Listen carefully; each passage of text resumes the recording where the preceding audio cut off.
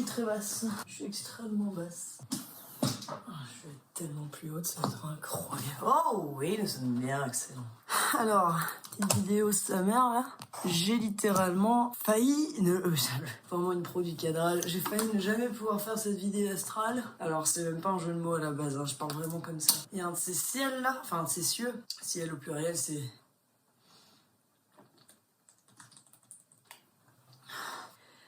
En ce moment, je me dis que l'eau, c'est la seule chose, c'est le seul élément constitutif de ma journée sain dans ma vie en ce moment. C'est le seul truc sain qui me reste actuellement encore dans ma vie, dans mon quotidien. Pourquoi?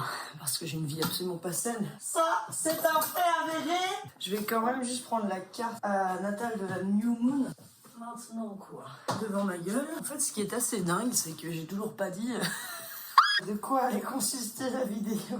De quoi? Non, sur quoi? En quoi? Voilà, c'est comme ça qu'on parle dans le milieu. Le milieu où l'on parle bien, quoi.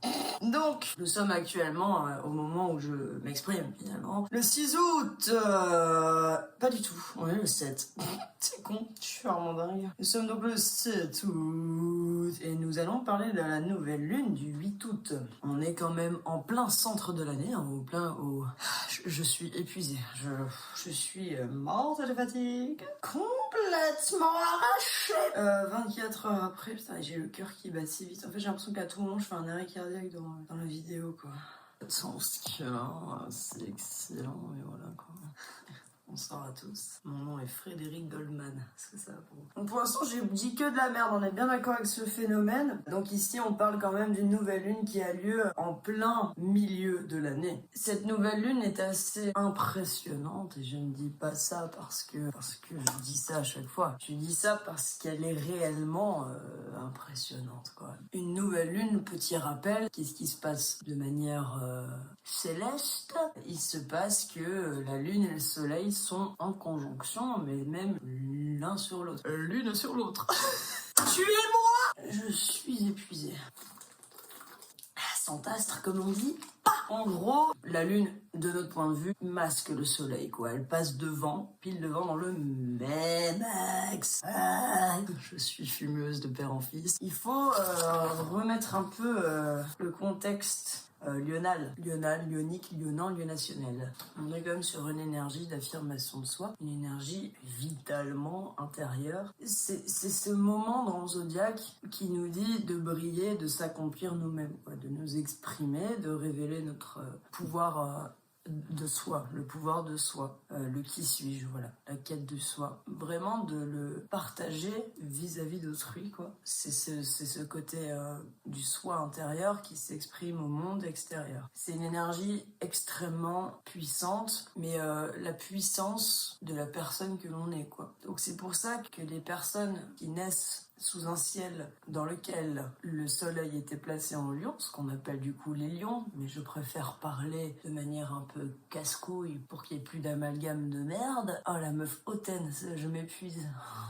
Je suis fatiguée, je l'ai déjà dit? Non. Si, pardon. C'est donc du coup cette énergie du soi qui a besoin d'être partagée, quoi. C'est pour ça que les lions, en fait, les signes solaires lions, sont souvent dans une espèce de besoin de prendre une certaine place. Ça peut arriver, regardez mes veines, on dirait un homme qui sort de la salle, tu sais, stéréotype. Mais genre là, je me sens hyper viril, tu vois. Regarde ça. Parce qu'en ce moment, je porte des plateaux, bon, c'est avec cette main-là, mais d'ailleurs, je me fais un espèce de biceps là, t'as capté? Ça va, toi?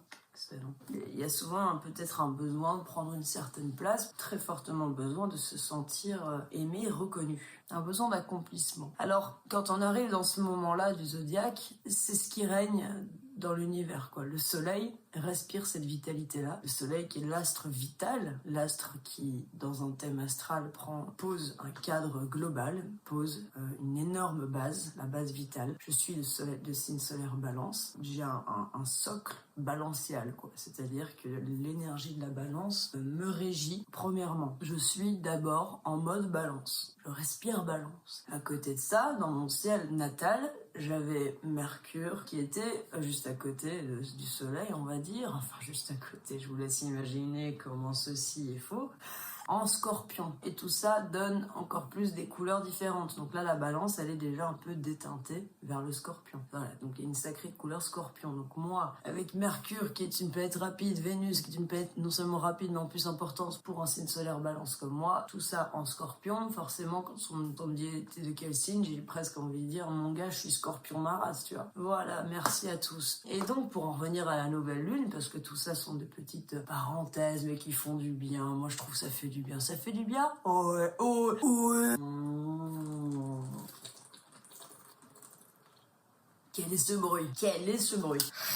Merci bien. Et donc du coup ici, le soleil est dans une énergie lyonnante, la lune également. Alors j'ai parlé du soleil en tant qu'astre vital, mais la lune est au même endroit et nous crie que... Enfin nous crie, à chaque fois je dis ça, alors la lune tu sais... Je suis... Donc du coup, la lune et le soleil nous parlent de la même chose au moment de cette conjonction, de cette nouvelle lune. La nouvelle lune, c'est aussi donc ce départ vers un nouveau cycle lunaire et c'est le moment d'intériorisation profonde. C'est ce que nous dit la lune qui est donc en train de cacher le soleil. C'est donc l'intériorité qui prend le dessus par rapport à la vitalité extériorisante. Enfin, c'est mon point de vue astrologique. C'est peut-être complètement faux, mais c'est mon interprétation. Voilà, merci à tous. Qu'est-ce qui m'arrive de parler comme ça? Et en fait, ce moment du mois, chaque nouvelle lune, hein, il y en a une par mois, nous pousse à regarder énormément à l'intérieur de soi. L'énergie de la lune qui vient prendre le dessus sur le soleil. Donc c'est l'intériorité qui prend le dessus sur la vitalité. Ici, on est dans un moment de réflexion à l'intérieur de soi, de rétrospective et d'intériorisation. C'est pour ça que souvent, c'est beaucoup de nettoyage. Parce que regarder à l'intérieur de soi, c'est souvent... c'est quand même assez... C'est pas pour vous, mais à l'intérieur de ça, il y a des trucs à voir qui sont assez incroyables. Jean-Pierre Foucault. Ouais. Une nouvelle lune qui se passe dans l'énergie du lion, c'est donc ce moment de l'année, c'est la nouvelle lune de l'année qui nous parle du soi, beaucoup plus que celle de la balance qui nous parle pas du soi et du regardage de soi. Cette lunaison-là nous parlera complètement d'autre chose, voilà. Mais ici en lion, c'est de ça qu'il s'agit. Déjà, premièrement, c'est cette claque-là. Cette nouvelle lune, il se passe quelque chose dans le ciel d'assez dingue. Je vais vous en parler, astre. On dirait que je suis énorme. Parce que bon, quand même, il y a des enfants qui me regardent, c'est faux. Je pense pas. Mon Dieu. En ce moment, mon rythme de vie, c'est je vis la nuit. Je me couche à 7h du matin. À 6h du matin, je suis dans un bus qui me ramène chez moi. Et à 7h, je dors. À 16h, je me réveille. Et à 17h30 normalement, enfin 18h, je pars travailler. Je suis conseillère d'orientation. Imagine le métier. Bienvenue dans l'Oreca. Mais bon, un petit peu de maille, ça fait du bien. D'abord, je voudrais vous citer du Nietzsche. Du chaos naissent les étoiles. Prenez, faites-en ce que vous voulez. Mais Nietzsche était donc un grand peintre turc que j'aime énormément. On a donc ce grand besoin d'affirmation. La nouvelle lune nous pousse à un très fort changement. Et je vais pas vous mentir, cette nouvelle lune-là, en ce moment, on est quand même dans un moment, je vous ai déjà parlé du cadre de la toile de fond en ce moment dans notre ciel. Elle est très mouvementée. Il se passe des choses, des aspects entre les astres tenaces et rudes. La conjonction lune-soleil dont je vous parlais, qui nous parle de tout ça, de l'affirmation de soi, elle est en opposition avec notre fameux Saturne. Saturne de mes grosses burnasses. Saturne est une planète qui a pour but de chier sur ta race, de freiner les choses, de rendre, de rappeler un certain goût pour la rigueur, la difficulté, le temps. C'est la planète de l'obligation, du devoir, du travail. Donc Saturne est donc en face de cette conjonction lune-soleil. Alors, qu'est-ce que c'est que ça? C'est une sacrée claque dans ta gueule. On a le lion qui nous dit, le lion d'un côté, dans le zodiaque, qui nous dit, on est dans le lion, on veut s'affirmer sa race, on veut se montrer, on veut s'illuminer, mais Saturne en face...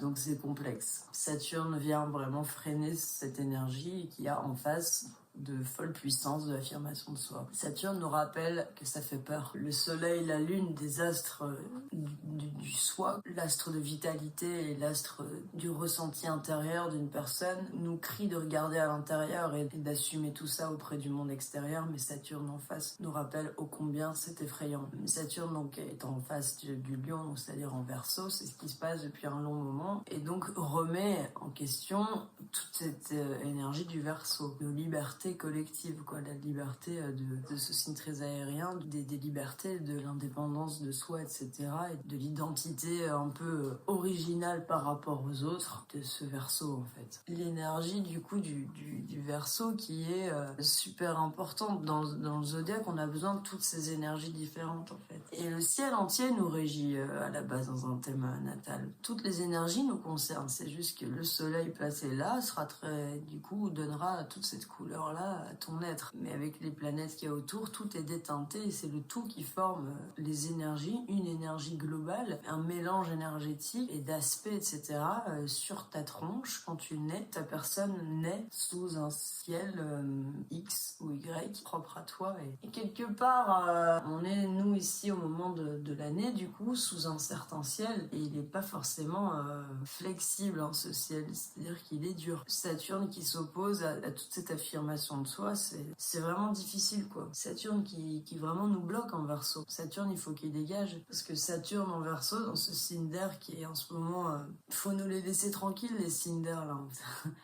Et là, on nous a foutu une planète rude dedans, quoi. Rude parce que Saturne en Verseau, c'est pas bon du tout, quoi. C'est difficile. Mais quelque part, c'est le travail que nous donne Saturne. Parce que Saturne, toute l'année, peu importe où elle se trouve, nous demande quelque chose en particulier. Nous fait revoir ça, quoi. Nous fait revoir notre notion d'indépendance. Il y a comme un conflit avec nos désirs, en fait. Le fait que Saturne oppose la nouvelle lune, c'est un peu dérangeant, c'est désagréable. Et nous, notre travail, c'est de suivre la direction du soleil et de la lune, de vraiment se pousser.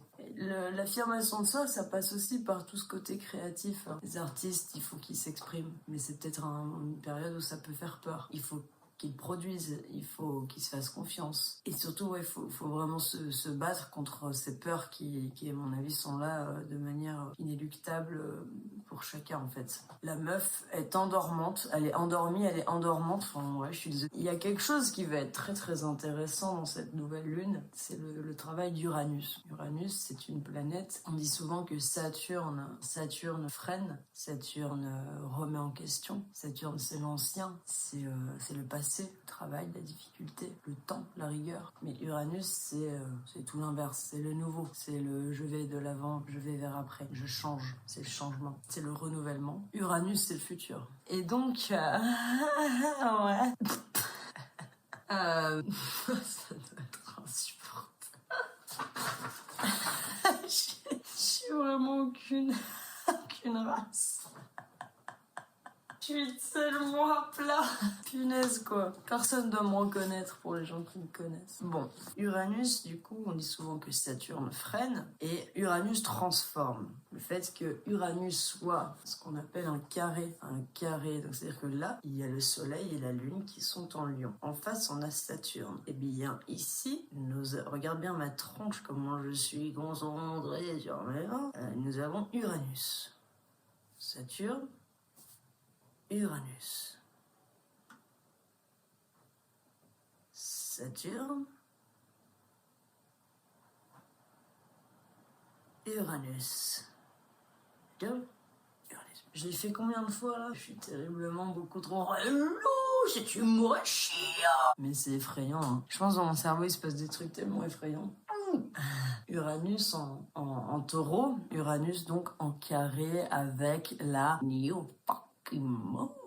La dynamique de changement, elle est énorme. Elle est fulgurante parce que ce carré Uranus vient un peu contrer l'opposition avec Saturne, quoi. Il y a Uranus qui nous dit, bon, Saturne vous fait peur. Saturne vous rappelle que tout est compliqué et que, enfin, vous fait penser que tout est plus dur, que en fait vous affirmez vous-même, c'est pas si évident en ce monde, etc. Parce que on a du mal à faire confiance au collectif et à l'extérieur, qui n'a pas l'air vraiment de nous aider s'énergiser en certains sens, et c'est d'ailleurs pour ça qu'il faut s'énergiser soi-même et se faire confiance à soi, parce que tout extérieurement est plus difficile en termes de... Voilà, on peut pas forcément se sentir très rassuré par l'idée plutôt collective. C'est plutôt l'individualité qui prime de la cuenta de ta gueule.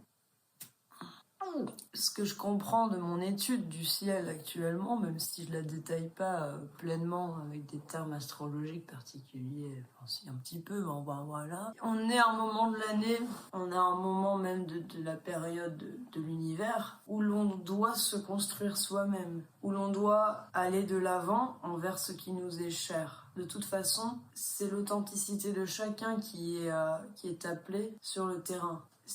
Pour moi, on arrive dans une ère où réellement c'est la guérison des blessures qui est importante. Mais essentiel au collectif, essentiel à la vie commune. On a besoin d'aller au-delà de la bêtise, de la guérir. Et j'entends par bêtise cette tendance égotique de l'homme. Il y a cette couleur pour moi dans l'univers, et c'est juste mon interprétation personnelle à laquelle je tiens énormément parce que je l'ai vraiment comme ça en tête. L'abolition de son ego. Vraiment, il est temps. Il s'agit pas de ravaler son ego. Ça veut rien dire ravaler son ego. On a un ego pour nous protéger, en fait. À partir du moment où une blessure en moi est réactivée par un certain phénomène extérieur, genre, voilà, l'autre active cette blessure-là chez moi. J'ai l'impression d'être humiliée par cette personne. J'ai l'impression d'être rejetée par cette personne. J'ai l'impression que cette personne m'abandonne. C'est un ressenti. Et avec ce ressenti-là, j'ai une réaction égotique ou authentique. Savoir reconnaître que l'on se protège et que du coup, on laisse parler notre ego parce que c'est lui qui nous protège en premier lieu. Instinctivement, je me sens rejetée, je fuis. C'est-à-dire que de toute façon, je me sens rejetée, ça me fait immensément mal. Je vais pas me remettre à la lumière du jour, voilà, c'est hyper humiliant. Je me sens rejetée pour qui je suis, dans ce groupe, je me sens rejetée, je me sens pas appréciée pour qui je suis. Je vais pas aller au centre de ce groupe et faire un...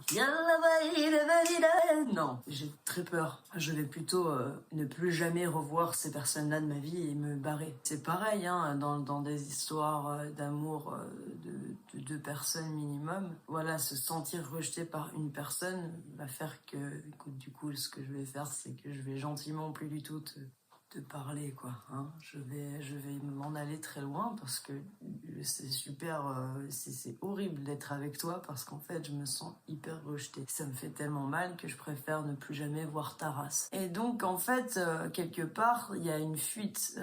Donc du coup, rien qui s'arrange. Alors oui, on se sent mieux du coup loin de ce danger, que l'on pense danger. Mais en fait, il y a une réelle magie à faire tout l'inverse. Il y a une réelle magie de continuer d'assumer son réel sentiment envers une personne, envers ce groupe d'amis, ce groupe dans lequel on se sent pas apprécié. Il y a une réelle magie à se convaincre qu'en fait, les gens ne nous rejettent pas, que ce n'est qu'une impression, que ce n'est qu'un sentiment exacerbé à l'intérieur de toi parce que tu es blessé profondément par ça à la base. Mais bats-toi, ne laisse pas parler ton ego, ne fuis pas. Quand tu as envie de fuir, bah justement, tu vas foncer dans l'autre sens, quoi. C'est le moment où tu te sens plus mal et que tu as envie de faire, écoute, plus jamais je ne te vois, d'accord? Allez, au revoir. Et ben en fait, tu dis, mais...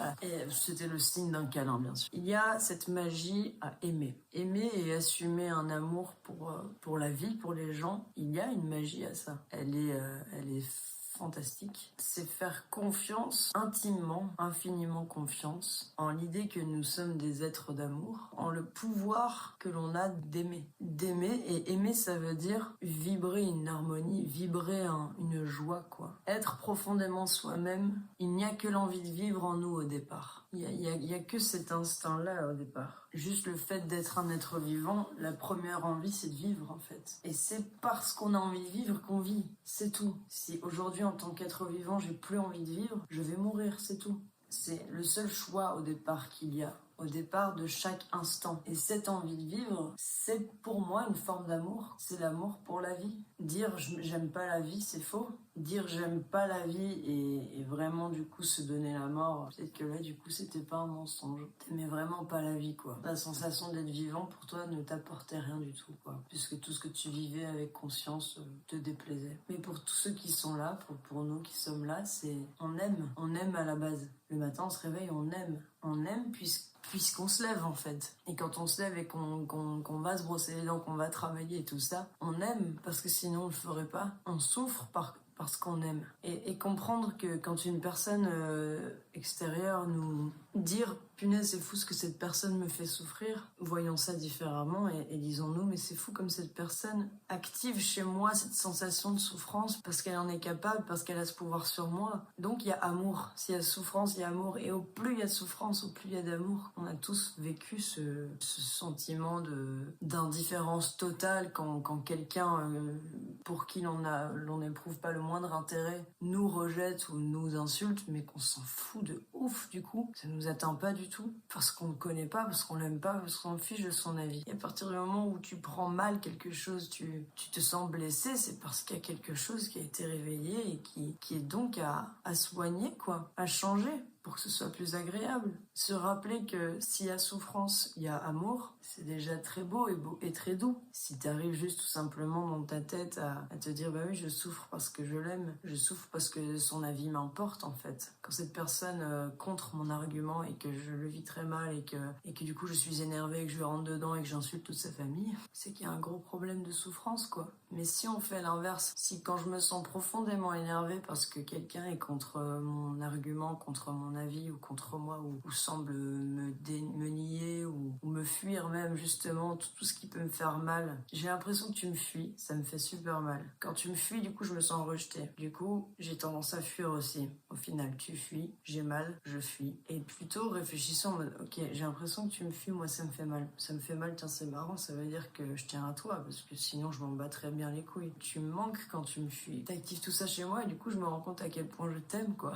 Et t'imagines pouvoir dire ça? Il y a du coup une force à ce moment-là parce que est-ce que c'est réellement possible d'entendre quelqu'un en face de soi te dire mais je tiens fort à toi, tu me touches énormément, je t'aime et quand tu sembles partir, ça me fait peur. Est-ce que c'est vraiment possible de pas être attendri quoi? Transmettre son amour, ça devrait toujours être un moment de bonheur pour soi et pour l'autre. Si ça ne l'est pas, c'est qu'il y a un problème chez soi ou chez l'autre ou chez les deux. Un problème, une petite faille, une mauvaise expression de tout ça. Et l'expression de l'amour, elle devrait être juste pure et désintéressée à tout moment. Parce que l'amour, c'est ça le réel amour. L'amour toxique, c'est pas de l'amour. C'est le toxique tout court.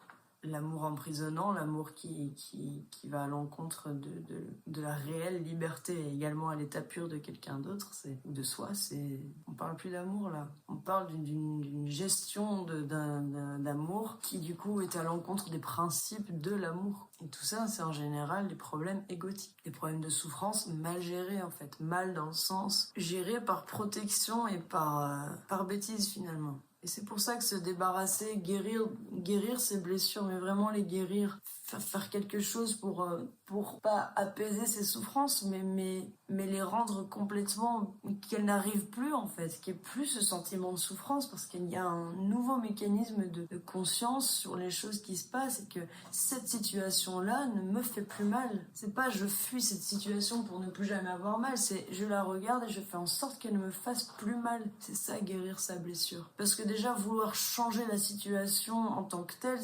non, on peut changer que soi-même, quoi, vraiment. On a un pouvoir de changement de soi qui est juste infini. Je deviens qui je veux devenir, et c'est d'ailleurs ça qui est à la fois magnifique et effrayant, quoi. Et cette nouvelle lune, elle nous parle de ça. C'est cette nouvelle lune, ce lion qui nous parle du soi. Et pour moi, c'est ce ciel et cette terre, E accent aigu, R-E, E accent grave, pardon, qui depuis un certain temps nous dit putain les gars, merde, l'homme depuis toujours souffre comme l'homme depuis toujours aime. Et il a tellement souvent géré sa souffrance par ego qu'on en est arrivé à des situations collectives déplorables comme le capitalisme et tout ça. Et certains schémas politiques sont à l'image même d'un individu, quoi, du schéma de confiance de l'individuel. Certains pouvoirs, pour moi, certaines nations sont régies par un système complètement égotique. L'idée de méfiance, de peur de l'étranger, peur de l'inconnu, du coup de guerre, quoi. Moi, je sens pas beaucoup d'amour dans beaucoup de schémas politiques, quoi. C'est souvent l'énergie égocentrique du soi qui rayonne d'une manière absolument pas amouristique. C'est la guerre du soi contre l'autre, alors que individuellement, à l'échelle de l'individu, ce qui est bien plus agréable, harmonieux, magique, bénéfique, c'est absolument pas la guerre du soi contre l'autre, c'est l'union du soi et de l'autre. Sans que le soi ait à changer pour l'autre, changer, je veux dire, s'effacer ou se... Non, c'est que dans l'amour pur et inconditionnel, il y a cette idée de liberté fondamentale également. Que chaque personne se sente purement respectée pour qui elle est. Eh bien, je vous annonce que je vais devoir quitter cette vidéo et puis profondément aller travailler. L'astrologie, je la mêle énormément au combat intérieur, quoi. Je pense sincèrement que le ciel nous parle de ça depuis un moment. Et Saturne en Verseau nous fait voir à quel point collectivement c'est dur. Et du coup, l'énergie vitale en Lion nous rappelle du coup de se concentrer sur ce que soi on peut produire et apporter au monde pour que collectivement ça aille dans un sens plus authentique. Il faut renverser énormément de schémas anciens. Uranus pousse au changement, au renouvellement énorme de beaucoup de choses. De notre ancrage sur Terre, de notre rapport à tout, matériellement, spirituellement. Franchement, c'est vraiment... réapprendre à aimer, vraiment, réapprendre à aimer. On oublie le vieux schéma d'amour biaisé que l'on connaît pour la plupart et on réapprend vraiment ce que ça veut dire, comment on aime, quoi. Voilà. Je vais donc vous laisser sur cette petite touche. Ah, c'est fou cette tête. Je vais donc aller travailler. Oh là là, babe, bitch. Ouais, j'ai loupé mon bus, du coup je vais devoir me démerder.